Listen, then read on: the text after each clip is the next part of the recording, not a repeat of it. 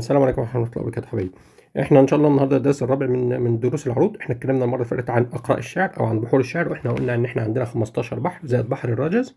وبدانا باول بحر قلنا ان هو بحر الطويل، وقلنا ان اي بيت في اللغه العربيه، اي بيت شعر بينقسم الى قسمين، نص اولاني ونص ثاني. الشطر الاولاني اللي هو النص الاولاني اسمه صدر البيت، والشطر الثاني اسمه عجز البيت. يعني ده اسمه شطر نص، ده اسمه صدر البيت وده اسمه عجز البيت. خلاص، عجز البيت وده صدر البيت. آخر تفعيلة كانت موجودة في صدر البيت بنسميها تفعيلة العروض. آخر تفعيلة في عجز البيت اللي هو في النص التاني بنسميها الضرب. خلاص، يبقى ده العروض في الأولان في الأول، والضرب في التاني. عايز تفتكرها افتكر كلمة عض ها، بتعض حد كده. العين من العين والضاد، يبقى العين في الأول والضاد في التاني، كلمة عض. تمام، ما تعضوش حد يعني. طيب طب والجزء ده مش هنسميه؟ قال لك الجزء ده هنسميه حشو. طب وده برضه اسمه حشو. يبقى اخر تفعيله في الضرب الاول في الشطر الاولاني اسمها عروض، اخر تفعيله في الشطر الثاني اسمها حشو، عفوا اسمها ضرب. اي حاجه قبل دي اسمها حشو، اي حاجه قبل دي اسمها حشو. نمسح بقى اللي احنا كتبناه ده. طيب، هناخد حاجه النهارده يا ولاد سريعه. احنا النهارده هناخد تطبيقات على بحر طويل، بس هناخد حاجه سريعه كده اسمها الدائره العروضيه. الدائره العروضيه. يطلع ايه الدائره العروضيه؟ ايه الكلام الكتير ده؟ لا، هيبقى سهل ان شاء الله. الدائره العروضيه دي احنا هنعرفها بعدين، بس انا عايزك تعرف دلوقتي ان الدائره العروضيه هي الماده الخام. يعني ايه الماده الخام؟ يعني انت دلوقتي عايز تعمل. طيب خلينا قبل ما نقول الماده الخام نقول ان احنا عندنا حاجه اسمها الدائره العروضيه، وحاجه اسمها مفتاح البحر. مفتاح البحر. تمام. المفتاح البحر اللي هو الماده المستخدمه او المستعمله. خلاص. يعني انت دلوقتي عايز تعمل باب، عايز تصنع باب، فبتروح للنجار تجيب من عنده لوح خشب كبير. لوح الخشب الكبير ده اسمه ماده خام.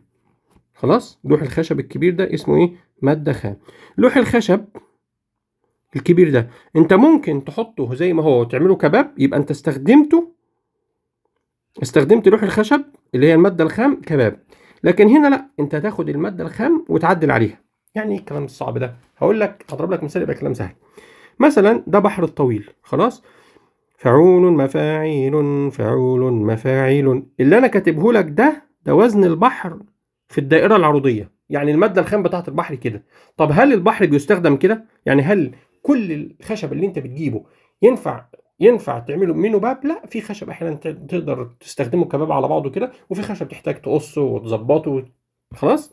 هو الخليل بن احمد لقى الموضوع بالظبط كده، لقى ان في بعض البحور بيجيبوها من الدائره العرضيه يستخدموها هي زي ما هي بدون تعديل فيها. لقى ان في بعض البحور بتكون موجوده في الدائره العرضيه بشكل، لكن بتستخدم بشكل تاني. يعني يقصقصوا منها حاجه، يشيلوا منها تفعيله، يشيلوا منها جزء، فده هيكون اسمه يعدلوا في التفعيله، يبقى اسمه ده مفتاح البحر. عرفنا الفرق بين مفتاح البحر والدائره العرضيه. طيب، احيانا البحر بيستخدم بكذا صوره، اكتر صوره شائعه بيستخدموها فيها هي دي تبقى مفتاح البحر. عرفنا الفرق بين الدائره العرضيه ومفتاح البحر. طيب، عايزين ناخد مثال على اعظم قصيده في قصائد العرب، وانت هتعرف بعد كده لما تكبر ان شاء الله يعني ايه. ليه القصيده دي كانت اعظم قصيده من قصائد العرب، وليه العرب القدماء اجدادنا اجمعوا ان دي احسن قصيده قيلت، اللي هي قصيده الشاعر امرؤ القيس. الشاعر امرؤ القيس له قصيده اللي هي اول قصيده في المعلقات، اسمها بيقول فيها: قفا نبكي من ذكرى حبيب مش كده حبيب ومنزلي.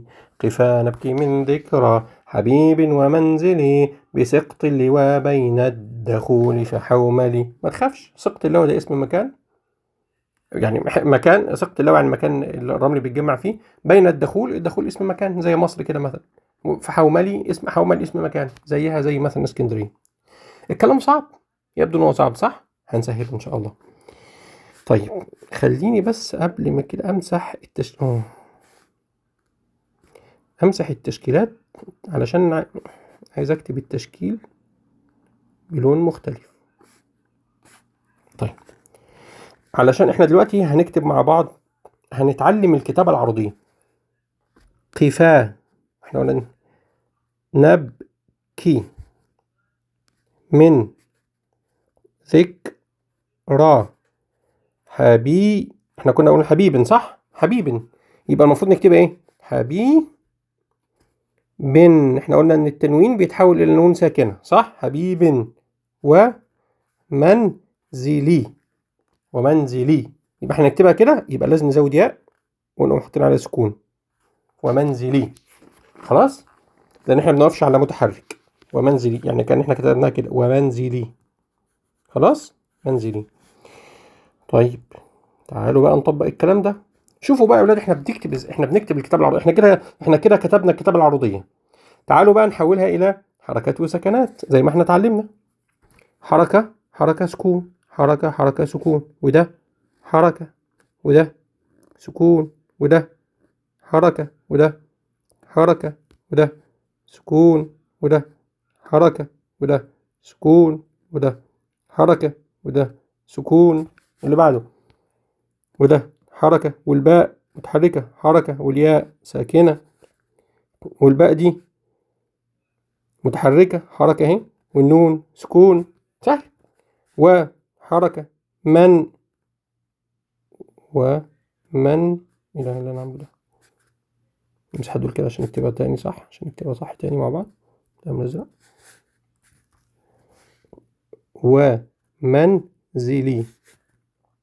خلاص، الأحمر أهو. احنا وقفنا فين؟ عند الميم. حركة من، السكون بتاع النون، زي حركة، اللام متحركة، الياء ساكن. خلاص. ايه الكلام الصعب ده؟ لا ده مش صعب ولا حاجة، احنا بس عاوزين نشيل دي بس عشان ما نتلخبطش. ببساطة، قفا نبكي من ذكرى حبيب ومنزلي بسقط اللواء بين الدخول فحوملي. طيب، فعول اللي هي المفروض فعول صح؟ احنا بنكتبها ازاي فعول؟ نكتبها ازاي يا اولاد؟ نكتبها كده، فعول، فعول. شوفوا يا اولاد، انا دلوقتي بعمل ايه؟ انا دلوقتي عليت بالمستوى بتاعك. بدل ما انت كنت بتفك الخط، دلوقتي هتبدا تطبق عملي. فعول بنكتبها ازاي فعول؟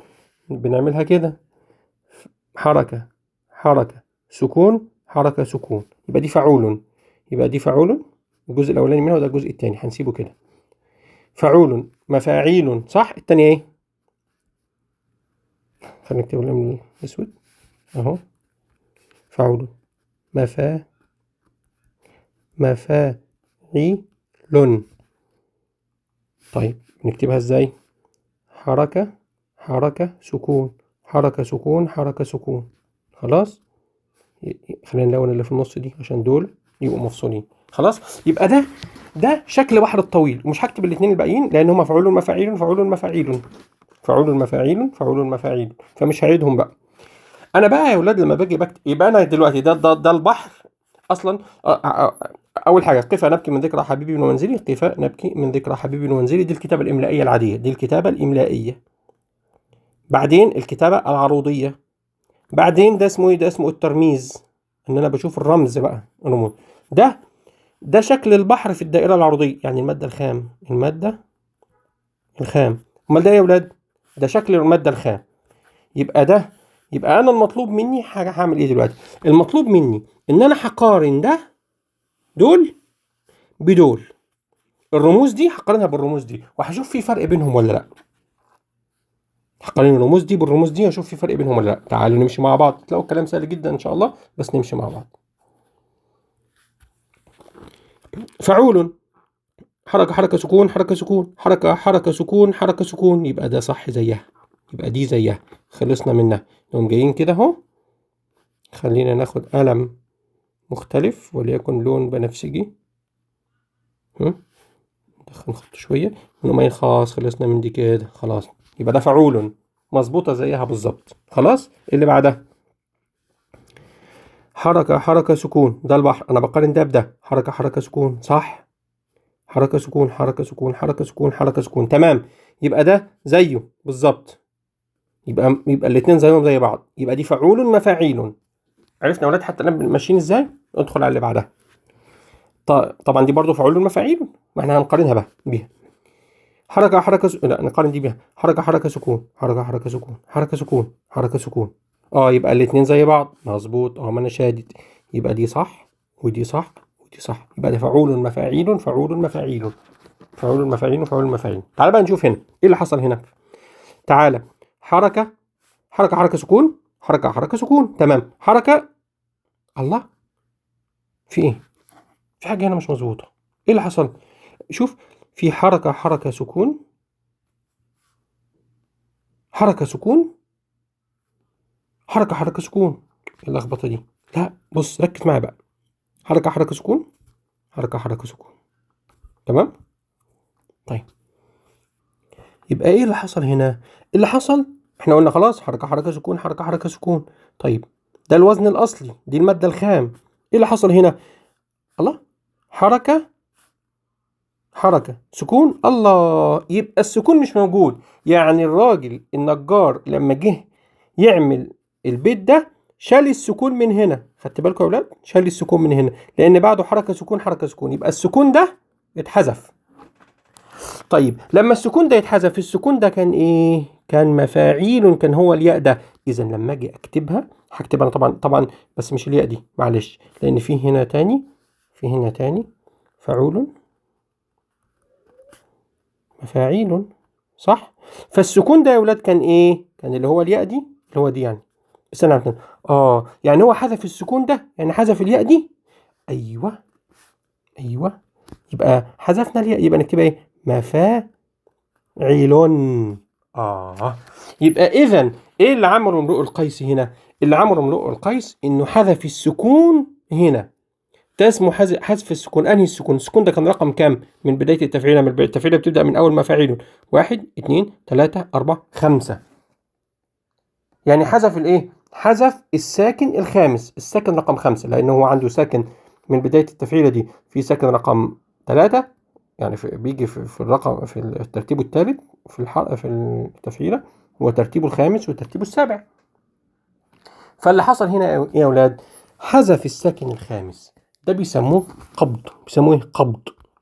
عارف انت لما تقبض، افتكرها كده، لما تقبض كفة ايدك، القبضة فيها 5 صوابع، يبقى لما تحذف الخامس الساكن يبقى اسمه قبض.